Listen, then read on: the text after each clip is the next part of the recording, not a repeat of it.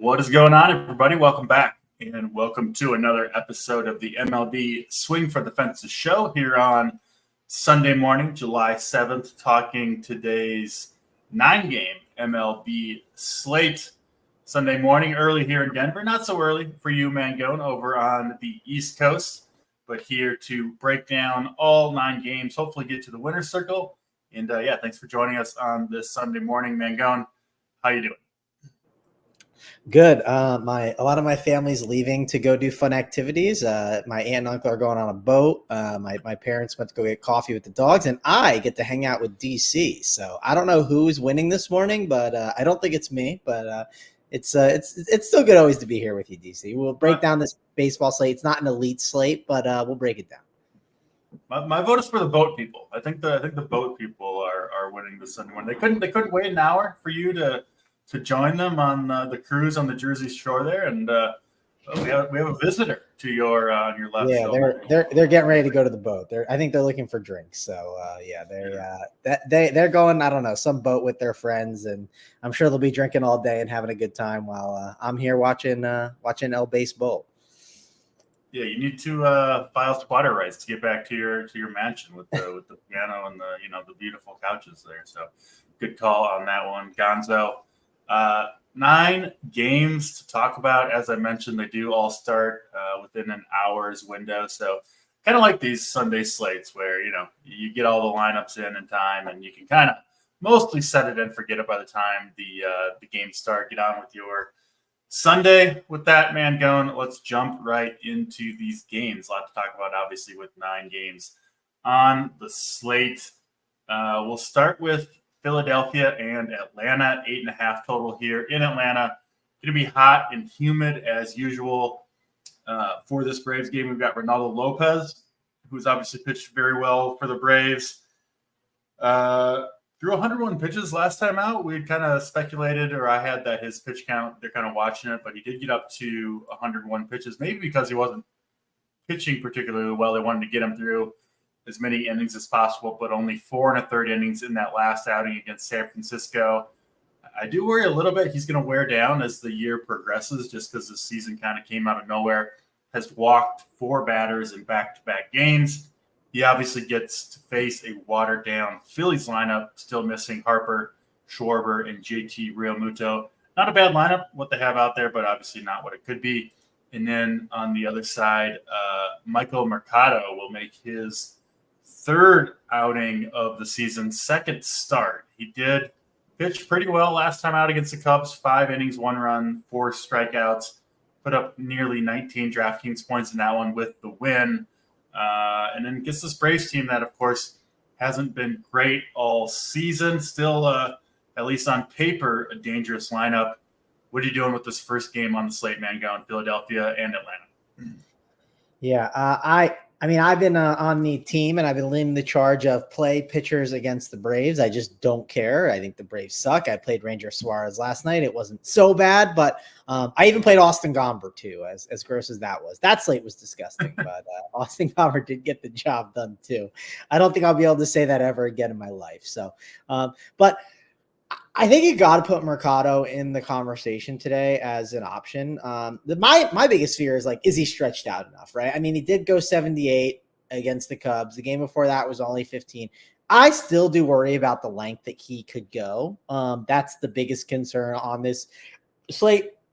Obviously, it's not a great pitching slate, but there's enough pitchers, right? It's not like it's 5 games where you're like, okay, Mercado maybe could get the job done with his length is definitely a huge issue. That's definitely a big question mark for me today, where I don't know if I'll actually get there, but I think he's got to be at least in the conversation. Any pitcher against the Braves, for me, they're in the conversation because they're low owned pretty much on every slate, and the Braves aren't good. I think people just are giving them too much respect, and so I think that's got to be in the conversation. I am not paying $9.5K for Ronaldo Lopez. I just don't care if he puts up 30 against this Philadelphia Phillies team and Trey Turner, who's been literally mashing the ball every single day, then so be it. I'll take my L. So I'll let you play Ronaldo Lopez, whoever wants to play him out there, and I'll move on to the other pitchers. So not really interested in the pitching. The bats, I don't mind, like I said, Trey Turner's been on fire. So just like if anyone wants to play him and has the money, sure, he makes sense. He's definitely a solid play. I don't need to play these Philadelphia Phillies, though. Their lineup is definitely a little watered down right now. I think Schwarber's going to come back Tuesday, they said the other day, I heard. And Harper, he'll be back not too long after that. So I'm going to wait a little bit longer for this lineup to get a little bit better because, yes, I don't like Ronaldo Lopez, but I don't need to attack him as well. So I think this is a game that, for the most part, is a full fade. I kind of got the same take. We do have two very, very strong bullpens behind Lopez and Mercado. Looks like most of the pitchers out of the bullpen should be available to pitch in this one. Braves do have a pretty high team total, which I guess is kind of always the case with them. I bet they've gone under their team total as more or as much as any team in the league. Listen, I kind of think you could play almost any side of this game. Like you said, I think Mercado is an okay option at 7,500. Lopez, obviously, has pitched well. It's kind of a tough pitching slate. But I'm with you. I'm not going to have a whole lot of this game. I just don't have a lot of strong convictions either way. And then the bullpens kind of keep me off of any bats that I might go to against these pitchers. So first game of the slate, do have 9 to choose from. Going to be a game that I'm not don't have too many shares of any players in my 5 lineups personally. Let's get to the next game on the slate then. St. Louis and the Washington Nationals. I was all over the Nationals yesterday to the point where I normally don't play 150 lineups, in the flagship, but I did play it yesterday. I had like 70% National stacks, and they put up like 13, 14 runs.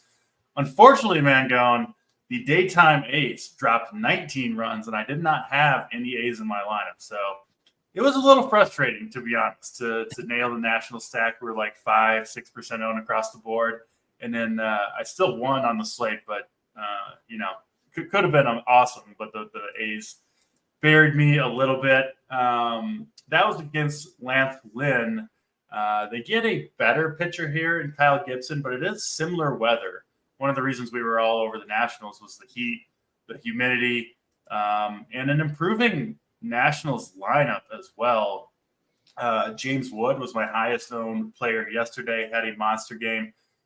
We were talking about it in the Discord, no show on Saturdays, but man, he looks awesome up there. I think he is going to be a true star. He's still not priced like one at 4K. We also know the Nationals like to run wild on the base paths. Obviously, that gives them upside. Almost everybody in this lineup, outside of, I would say, Riley Adams and Juan Yepez, can steal bases for this Nationals team.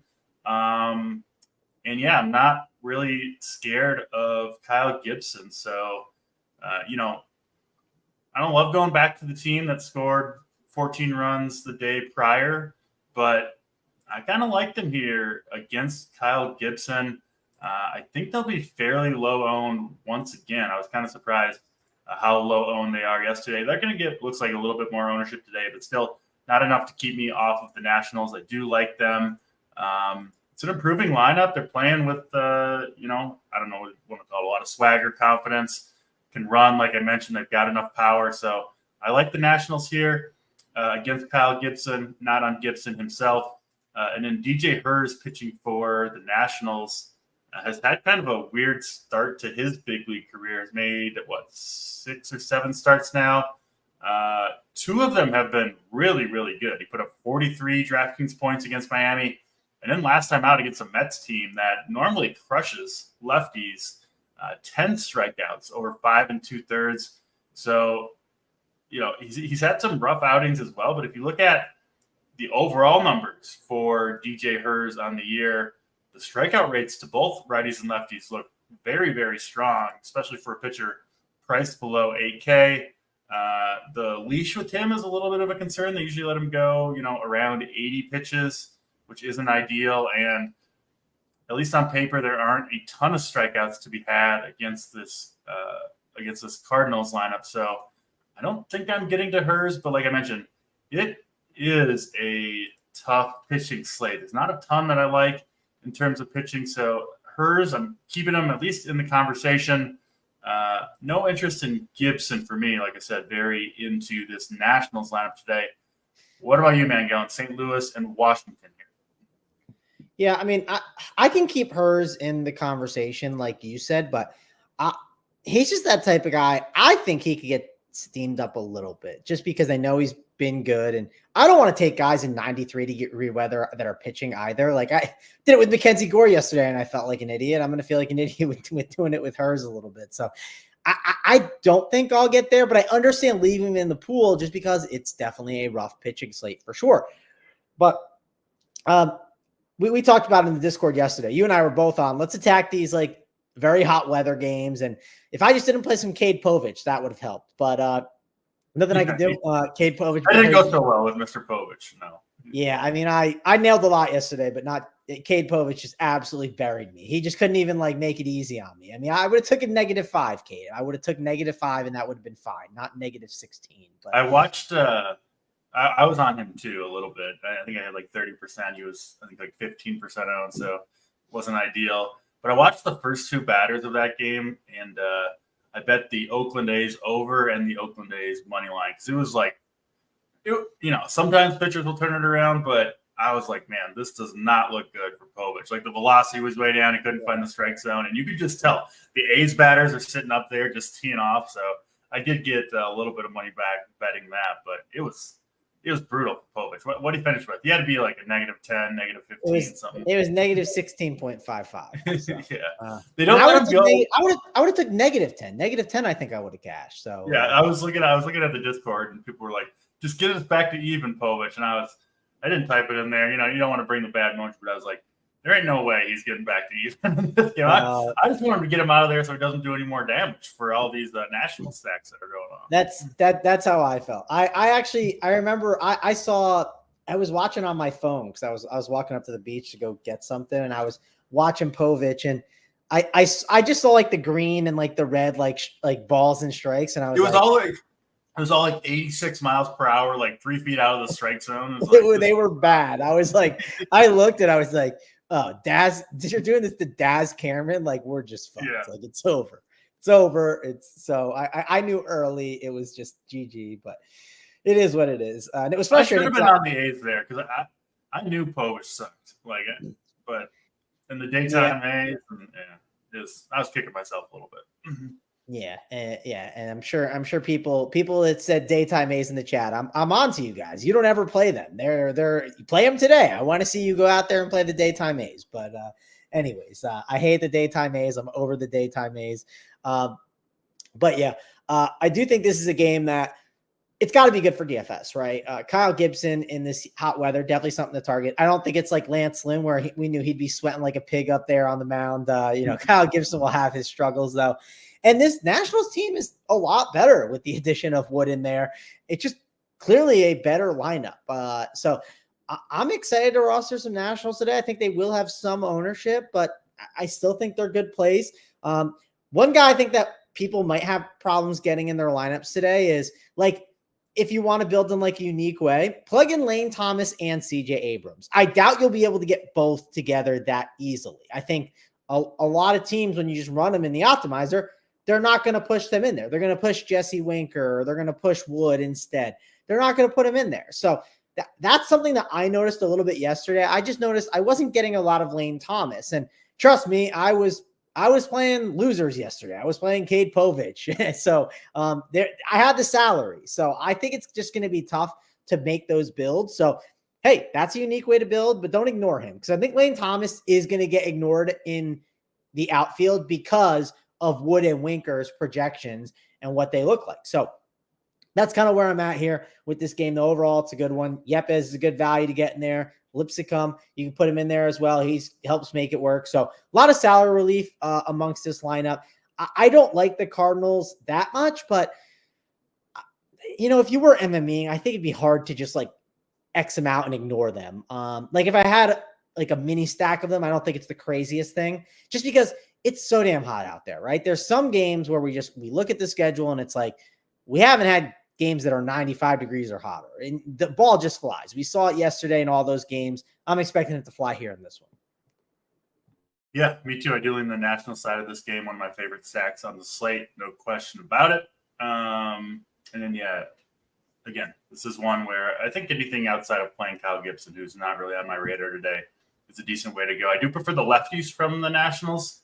Obviously, Lane Thomas still a fine play if you can fit him, but definitely my favorite four are Abrams, Wood, Winker, Garcia, and then you can get your fifth as a cheap guy in the bottom half of the order. So back in on the Nationals today for sure, expecting more good things out of them. They do have just a lot of upside, more upside than people realize, the Nationals right now with that lineup. Next game on the slate, New York Mets and the Pittsburgh Pirates. Our old buddy Sean Manaea on the hill for the Mets. Luis Ortiz going for the Pittsburgh Pirates. Neither of these pitchers are ones you need to fear. Ortiz has pitched okay recently. I don't really think there's much there. Has really struggled against lefties over the course of his young career. Like that Lindor-Nimmo stack quite a bit at the top of the lineup.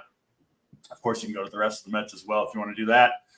And then Sean Manaea, it's right-handed power that you want against him. He's been pretty good this year, an ERA of 3.5, the decent strikeout totals. Yeah, he's been solid. On this particular slate, I do think you've got to at least consider him against the Pirates. But, of course, you can play these Pirates right-handed bats as well. They do have 9 right-handed hitters in the lineup today due to the Pirates, and they've done some decent damage recently. Of course, a couple days ago, they had the 7 home run game. I think they put up 13 runs in that one. So, I think you could play both sides of it. I kind of actually lean the Pirates side. That lefty power or decent power at the top of the lineup looks okay to me. What are you doing, man, going with Mets and Pirates here? Yeah. So Ortiz, I know I'm definitely not playing. Like, there's just some matchups that don't line up well for pitchers, and this is one that doesn't line up well. You saw he did great against Cincinnati, which makes sense. If he hits his ceiling, he's going to have that swing and miss stuff, and it's going to work against a team like Cincinnati. It's just not going to work against the Mets. So this is a really good spot for the Mets. I'm sure the Mets will do some damage against them. We'll have to see how we'll see how the Pirates do. I think I'm kind of with you. I'm on both sides. Like, I think you can make a case for Sean Manaea, and you can make a case for these Pirates bats. Let me just check this lineup because, they went – I figured they'd go the full righty-heavy lineup, which it is. And, I said that, DC, this will be funny. You'll laugh at me. So on yesterday's pitching slate, I saw Logan Allen, and I said, I don't think I can do it. Giants got all these righties in there, and then, of course, Logan Allen mode, so I was very tilted while I'm sitting with my -16 in my hand. But – I just see all those righties just has me very worried for someone like Sean Manaea, right? Like, you're not worried about that for someone like Chris Sale, but like, I am very much worried about that. I also worried about it with Andrew Heaney a little bit yesterday with that Rays team, but hey, that Heaney was great also. So maybe I'm just over exaggerating on that a little bit. The other thing that we should talk about on this slate, DC, is what is the ownership on Sean Manaea, right? Like, all these pitchers we don't like. It's just not a good pitching slate. So if I'm going to take a pitcher I don't like, should I take one that's high owned? Probably not, right? So at his ownership at 20%, maybe I just take chances on someone else, that I'm not super excited about, but just kind of take the shot on and just hope it works out, just because I'm not excited about him, and he's kind of high owned. So yeah, 20%, not terrible on the slate, and there are strikeouts to be had against the Pirates. So I might end up on some Sean Manaea. Again, not something that I'm in love with, but you do got to play 2 pitchers. He is relatively cheap. He will get some ownership. I think 20% is justified for him in this matchup given the context of the slate. That's Pittsburgh and New York. Up next is Detroit and Cincinnati. This one in Great American Small Park. Obviously, see home runs here all the time. Should be the case again today with weather in the mid-80s, some humidity as well. We've got Graham Ashcraft going for Cincinnati, who has not been great this season. ERA near 5.5, and his ERA at home, Mangone, over 8 on the season, allowing almost 2 batters per inning at home. You can get to him with righties, lefties, whatever it may be. And so I do really like the Tigers here against Ashcraft and that Cincinnati bullpen. Obviously, The park helps. And the Tigers are cheap at 1 through 5 if you want to get it. I'm sure it'll be a popular stack today, or at least I think it should be. Is a good way to go today. So I am in on the Tiger stack. And then the other side, of course, bearing the lead a little bit there is Tarek Skubal. I think pretty clearly the best pitching option on this slate. Yes, he does have to deal with the potential power issues in Cincinnati, but the strikeouts should be there. The duration should be there. He's been one of the best pitchers in the league all season long. Now, he is expensive, and I presume he will be the highest owned pitcher on the slate. Sabres got him nearly 10% above any other pitcher. So not pulling any punches or any surprises with Tarek Skubal, but nevertheless, he does look like a very quality option on this slate. Mangone, what are you doing with Tigers and Reds here? Yeah, I know Garrett Crochet kind of looked a lot like Skubal on this slate, where like yesterday he looked super comfortable, easy click. Like I typically hate taking these guys up top that are like that, because we've talked about all the ways that it can go wrong, right? If he's just, there could be, if he gets 22, is that on the winner? I mean, it's not guaranteed to, and that's still a pretty solid outing for sure. And yes, I get it. Yesterday you would have took 22 for sure, but I don't know what to do with Skubal. That's the tough one, because he's in that perfect matchup, right? Cincinnati Reds, ballpark isn't ideal, but for the most part, the strikeouts are going to be there, right? Like the floor feels pretty good. Like if Tarek Skubal only has like 4 or 3 strikeouts, I'd be completely shocked, right? This feels like one where he gets those 5 strikeouts at least, and then, who knows? It could be up to 10. That's how good he is. So I lean trying to get Skubal in, but I want to try and find some other options. Like when you just first look at the slate, you see Skubal and you go, okay, like it's easy plug and play. You call it a day, but I want to keep digging, right? I want to keep trying to find someone else to play. I think the cheap pitching options typically unlock unique builds as well that other people can't get to. So if you want to be lazy, which right now I'm probably being a little bit lazy with saying it, like, yeah, Skubal can get in there, but I think by the end of the show, we can find a couple more options where I think he's worth being even with the field in MME and underweight.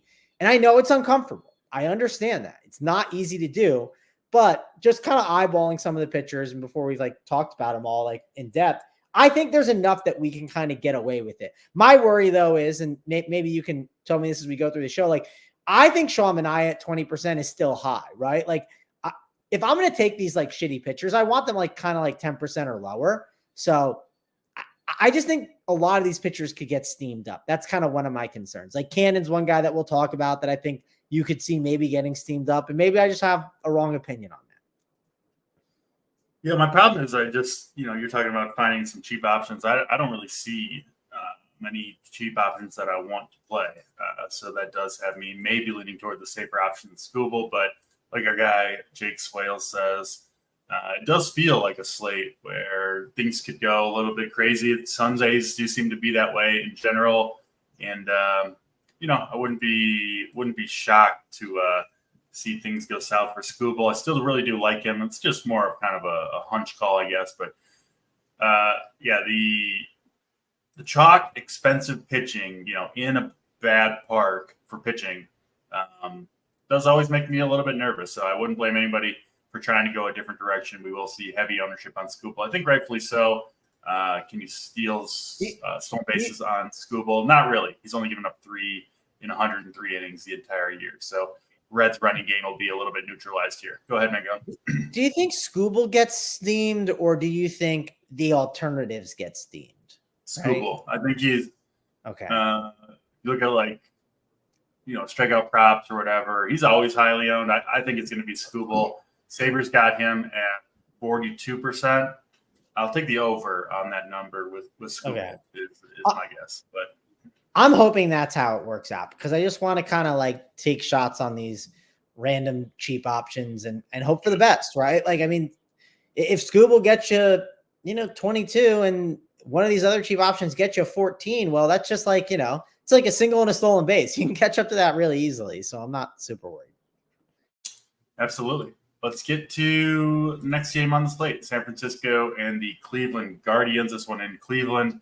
going to be modest weather, 80, 85 degrees, humid, a little bit of wind blowing in. We've got Carlos Carrasco pitching. Actually been okay in his last 3 outings. Numbers overall on the season still look bad. Not at all convinced Carrasco has figured something out or anything like that.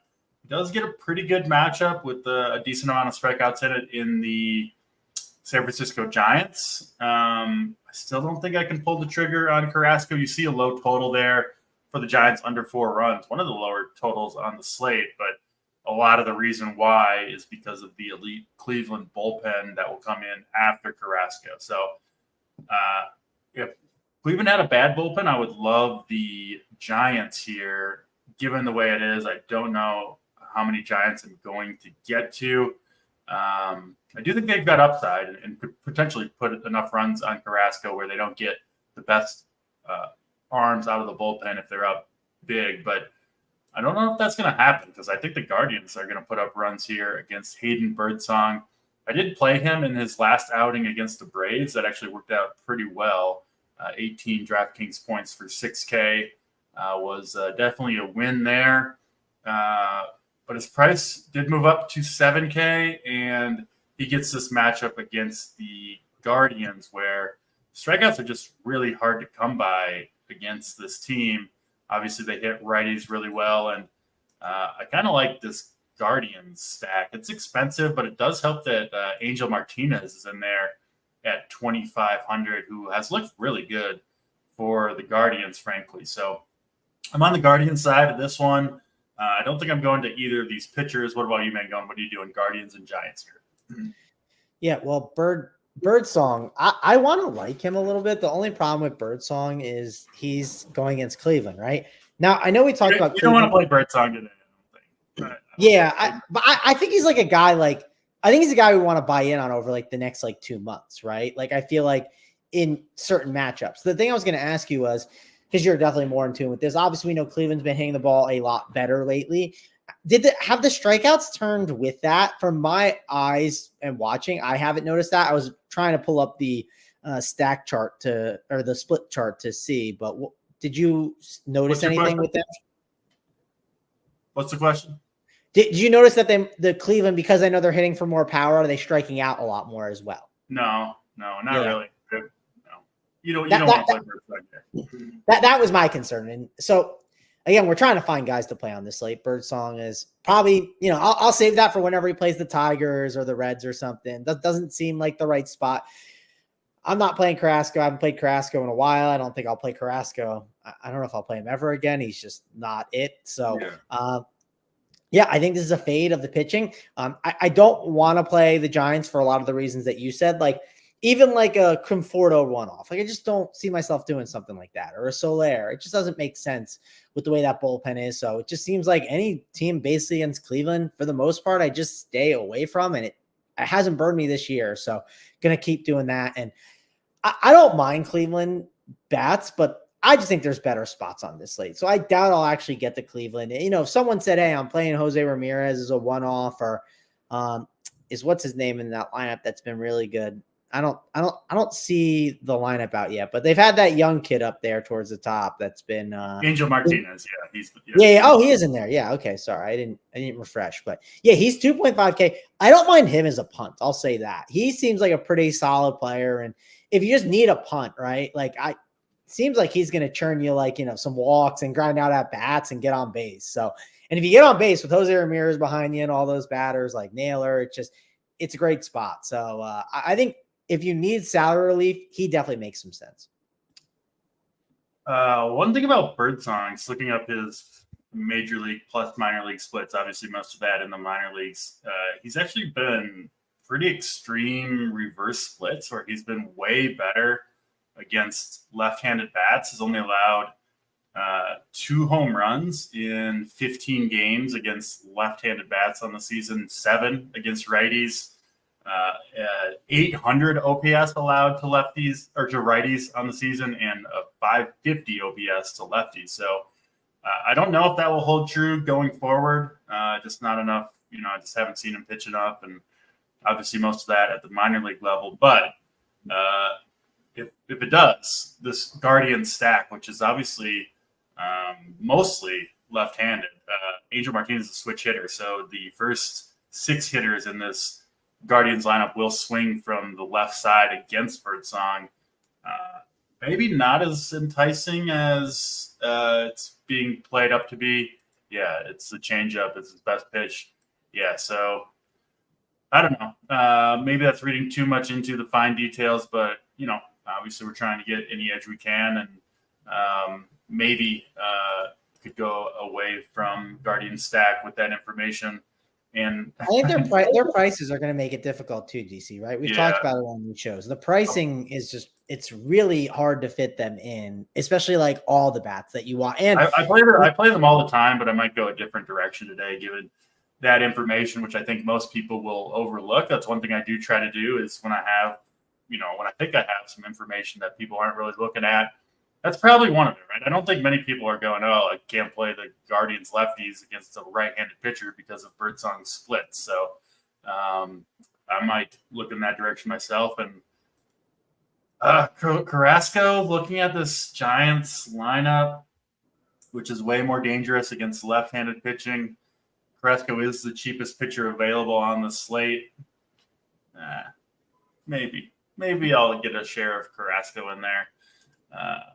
I don't know. It's uncomfortable, but it's an uncomfortable pitching slate. So I'm not completely crossing him off. I'm sure it'll go very south if I do end up playing any Carrasco in my lineups. Next up, Miami and the Chicago White Sox. We've got Edward Cabrera, who makes his return from the injured list. Hasn't pitched in the big leagues in exactly 2 months. Last pitched back on May 7th against the Dodgers, -5 DraftKings points in that one. He is a talented pitcher, but was not pitching well when he went on the IL. Had an ERA over 7 across 21 innings. Has only pitched 3 rehab outings, only got up into the 60s in pitches in those outings. So I would expect maybe in the 70s here for Cabrera. He does get to pitch in one of the better, if not the best, pitching environments on the slate in Miami, and he does, of course, get the White Sox. So Cabrera does have a lot going for him here, for sure, but limited pitch count and questionable, I would say, questionable effectiveness. So I think he's an okay option, Edward Cabrera, on a tough slate. Looks like he's going to be owned, though, so I probably will not end up going to Cabrera. And then Jonathan Cannon, he was a hero for us in that Houston game 2 starts ago. Got absolutely shelled by Detroit in his next outing and then was just kind of average against Colorado. One thing I noticed watching him, and you can look at the data, backs this up too, he's got a really bad fastball, and then his best pitches by far are his breaking balls, which obviously move right to left. And if you look at the numbers for Cannon, it makes a lot of sense that he is or has been very effective against right-handed hitters with those sweeping breaking balls. And man, has he struggled against lefties, giving up a ton of home runs, 376 xWOBA allowed to lefties, 342 ISO, giving up a ton of power, home runs to lefty bats. And I don't think I want the full stack for Miami, Mangone, but I really, really like this top 3, all swinging from the left side: Jazz Chisholm, Josh Bell, Jesus Sanchez. Only one lefty in the pen for the White Sox, and a bunch of bad right-handed pitchers coming in, most likely after Cannon as well. So, yeah, that top 3 is a mini stack that I really like for Miami. Looks like maybe some people going to play Cannon here, maybe around 10%. I don't hate it. I think I'm going to go a different direction. What are you doing, man? Going kind of a game where I think you could make a lot of different cases, but what are you doing with the White Sox and Miami here? Yeah, I struggle with the Cabrera thing just because I don't know how long the leash is, and I know you said it could be 70, but it could easily still just be in 60. I put the over under at like 74 pitches, something like that. Yeah, and honestly, like, what if he struggles and they pull him at 55? Like, there's just a lot of outcomes that it could go really bad. So I'm concerned about that, especially with ownership. So no interest in Cabrera. Cannon's one I thought maybe could get steamed up. We'll see. I'm going to take shots on him, DC. I understand your take on the lefties, and I don't think you're wrong for that with the minis. I think the 5-man's probably is not right, but the minis can make sense. Obviously, they have good lefties in their lineup, but we just don't have a lot of good pitching. So I just feel like if I'm going cheap, I have to consider him. It's the Miami Marlins. It's one of the better parks to pitch in as well. I'd be a fool to not consider him on this slate. I think you have to at least think about it. Now, if he was going to be 30 or 40%, then I wouldn't be interested, but it seems like the ownership is going to be around 10. And I just think you have to consider it. There's just not a lot of good cheap pitching options. I know we had people in the Discord talking about it a little bit, and I basically commented and said, well, give me your alternatives. Give me the other pitchers you want to play. And, the answer really can't be Tariq Skubal, because it's like, okay, well, that's one. And then who else do you play, right? You know what I'm saying? It's just, there's not a lot of pitching to get excited about today. So I just think he has to be in the conversation because the ballpark, you got Miami, who's clearly not a good hitting team compared to all these other teams on the slate. So I like Cannon a little bit for sure. I don't like the White Sox bats, but I do think the Marlins bats, like you said, those minis make sense, right? If you have the salary to get those lefties, they do have some power on popping them, and they can't be completely ignored, I think, on this slate. Yeah, I don't think the White Sox are the craziest contrarian stack against Cabrera. I mean, he was really struggling before he got injured, and then hasn't been good in the minor leagues. We know the leash is short. He allows stolen bases. He walks a ton of guys, which always makes stacks interesting. And then it's not like the Miami bullpen is that good behind him. So I don't know. If I play in the White Sox, it's just kind of the straight up 1 through 5. There's no need to get cute with it, but they do have reasonable hitters, at least in that top 5, do the White Sox. I wouldn't be shocked if we get a weird outcome today in Miami. So I might put a sneaky, I think very, very low owned White Sox stack in there. You also get some leverage against who I think is a bad pitcher right now in Edward Cabrera. Stranger things have happened. I'll say that much. So I might throw a White Sox in there as one of my 5. Yeah, I'll say this, DC. The price tags, right, with Pham, Vaughn being 4.438. The only guy I really got to spend on is Robert at 5.2. You get Sheets at 3.2, and then Jimenez at 4.1. And if you want, I think you could squeeze DeJong in there. If you are playing the Skubal chalk, I mean, that's how I would do it, right? Like, I'd be looking for like that unique lower owned type of offense, right? So Saber has the entire White Sox team below 3% ownership as well, which pairing those cheap prices with Skubal doesn't sound like the worst idea today. Yeah, definitely won't work out, but might try it anyway. Let's get to the next game on the slate: Houston and Minnesota. We've got Spencer Arrighetti pitching for the Astros. He's been solid this year outside of a couple really rough starts. He's had a really weird season where he's had some awesome outings and then some very bad ones. Gets a Twins team here on paper. This is not a bad matchup for Arrighetti. There are strikeouts to be had, but this Twins team obviously swinging some decent bats overall. Jose Miranda out of the lineup today after setting the MLB record with 12 consecutive hits. Tough scene not getting in the lineup today for Miranda. But yeah, I don't think I'm going to end up on Arrighetti here. And then Simeon Woods Richardson pitching for the Twins. We've played him a number of times. He's been okay. Seems like, 12 to 18 fantasy points a lot of the time. It looks like we did just get the Astros lineup, I think. No Alvarez, says James Sarconi here. There it is. No Alvarez. So that certainly is a bump to Arrighetti. It's still not a great matchup. There's still not a lot of strikeouts to be had, but it's 7,100. I do think Richardson is an okay play here. I don't see a ton in this game, Mango, that really sticks out to me, hitting or pitching wise. It kind of just seems like a bunch of neutral matchups. Do you see anything here that is really catching your eye between the Astros and the Twins? I know it caught my eyes. No Jordan in the lineup today. So I'm not I'm not excited about this team without him, right? That's definitely going to be. I mean, yeah, they're going to be cheaper, but it's definitely a tougher roster for sure. Let me actually read it off just to see what the full lineup is. It is Altuve. See, I was wondering if Altuve was in because he was dealing with that hand injury, but he's back. Altuve, Pena, Bregman, Diaz, Singleton, Dubon, Myers, McCormick, and Salazar. Not really dying to play this Astros team here. I'm not a big fan of, I shouldn't say I'm not a big fan. I feel like Woods Richardson always gets very chalky on almost every slate. I feel like he gets steamed up a bit, and he's been fine, but he hasn't been amazing. But Arrigetti's the guy that I think could be really intriguing with his upside against this Twins team. Not really scared of this Twins lineup. Still missing Royce Lewis.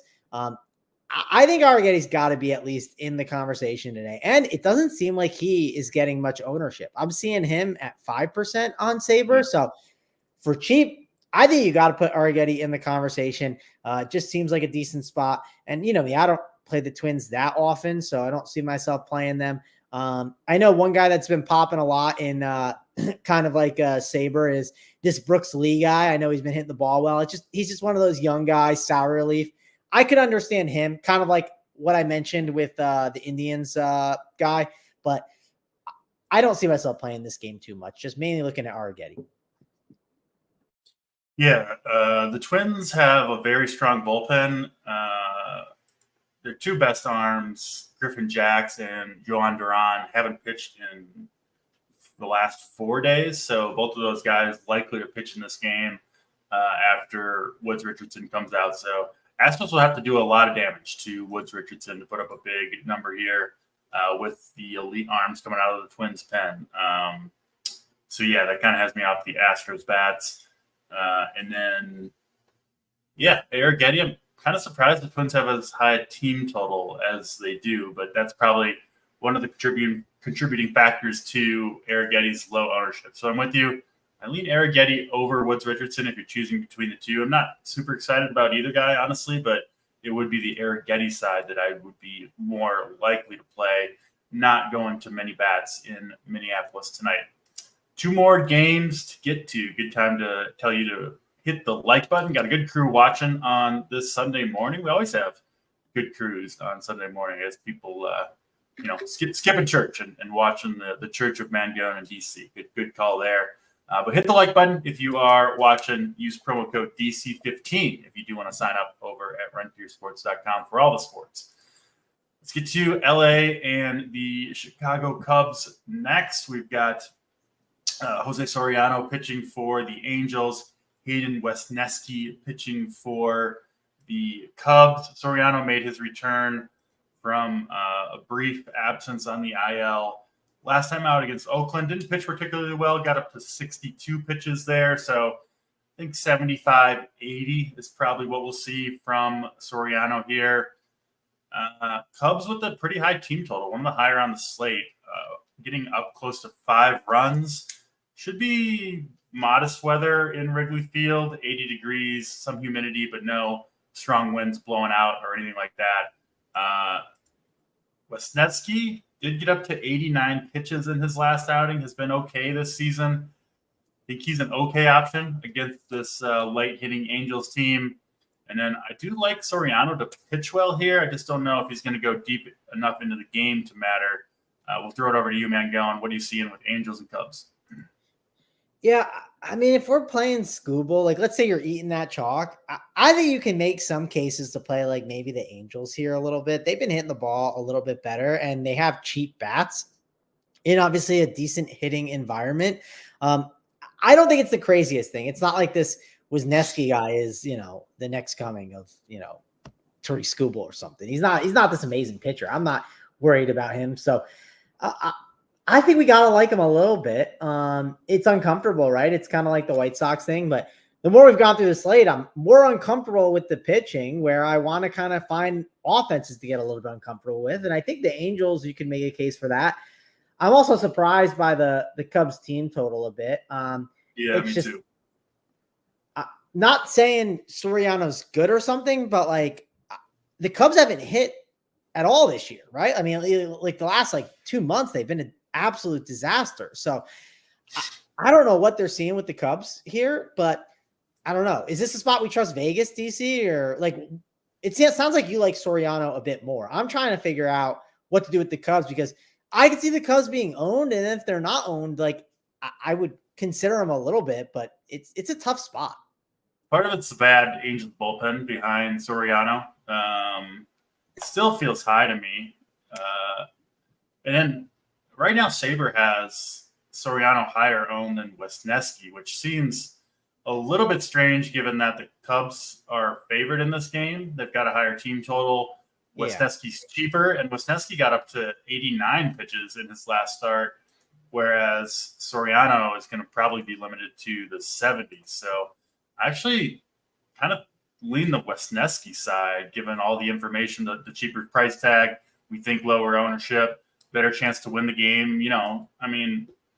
I've obviously have plenty of takes where I don't necessarily agree with the market team totals or whatever, but you do have to take it into consideration to some degree.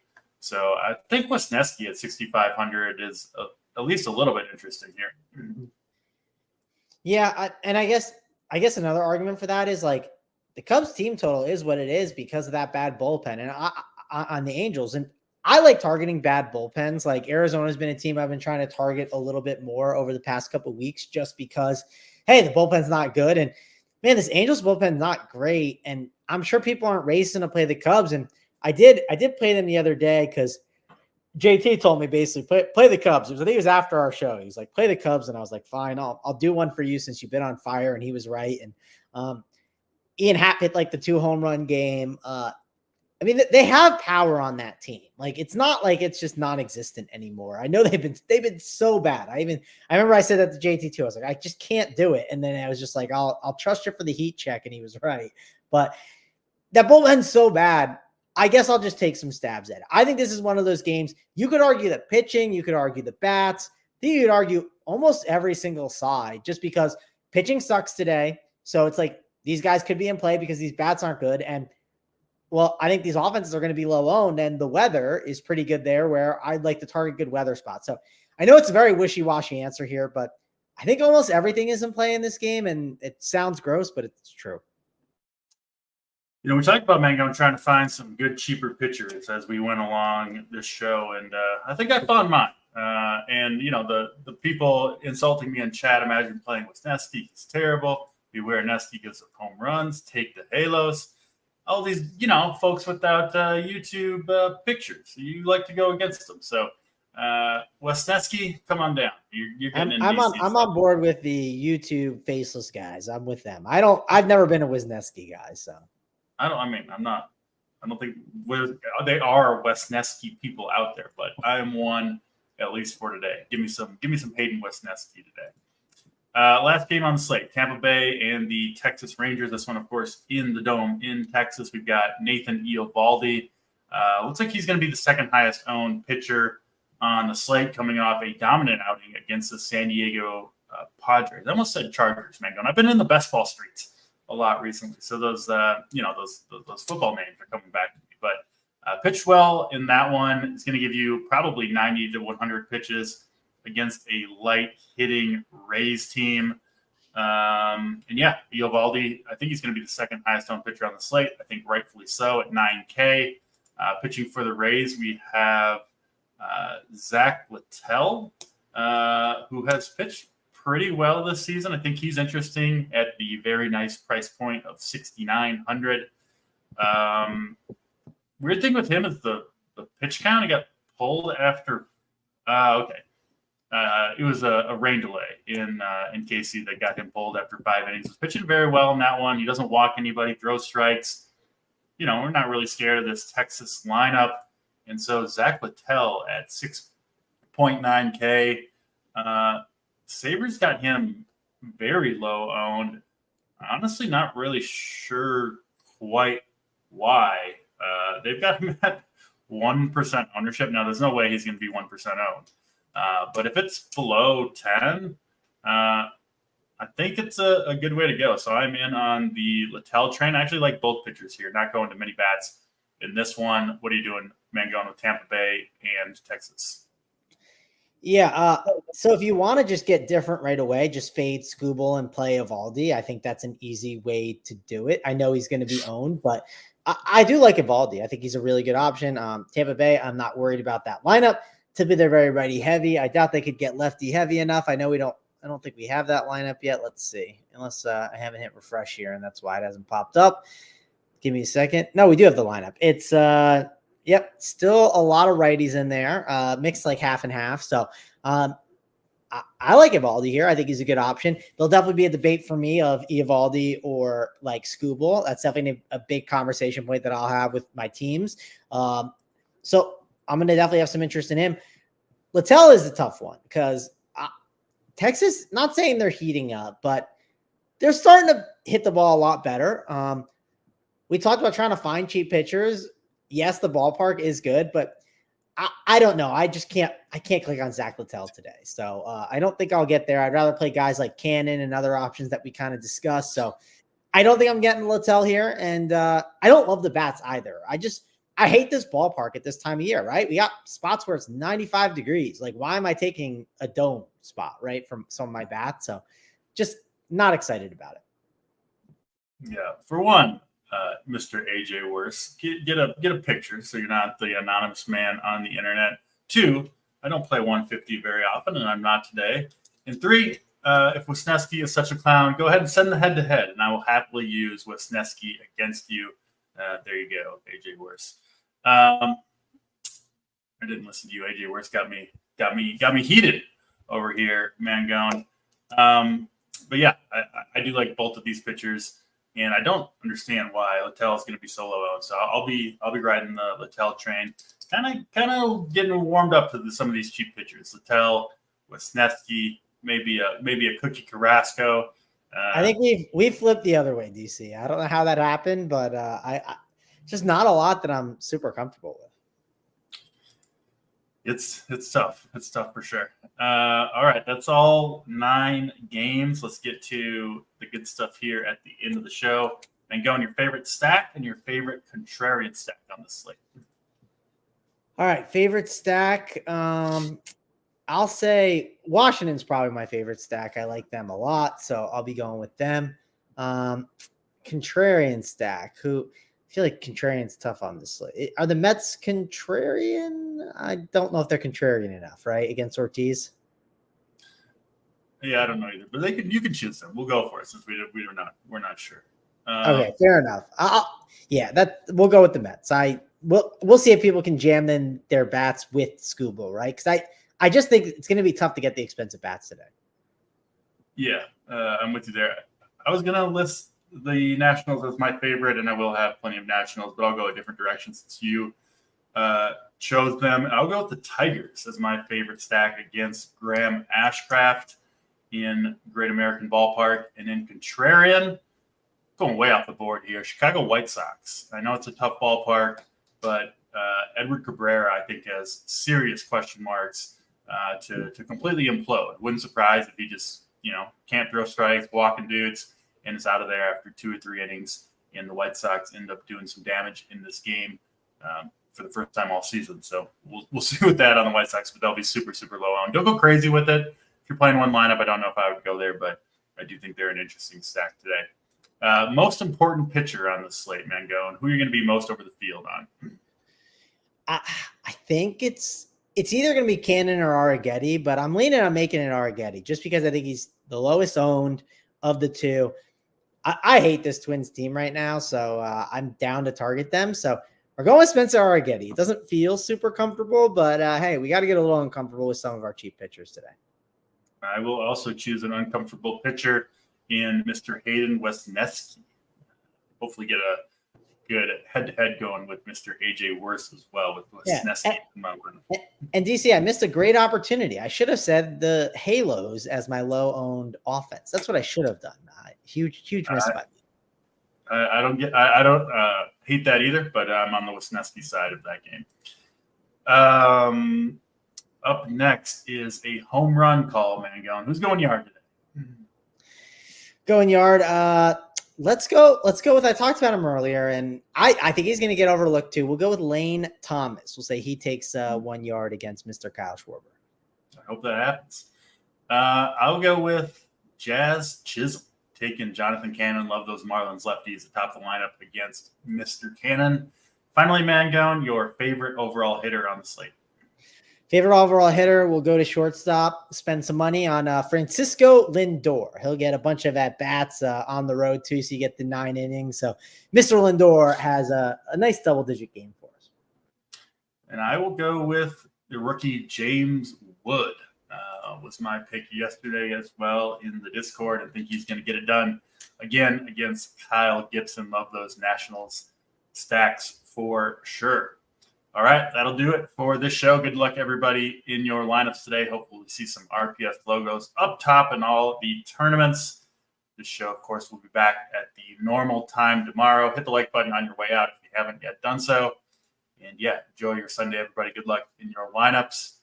And we will see you on Monday. For Mangone, I'm Draft Cheat. We're out of here.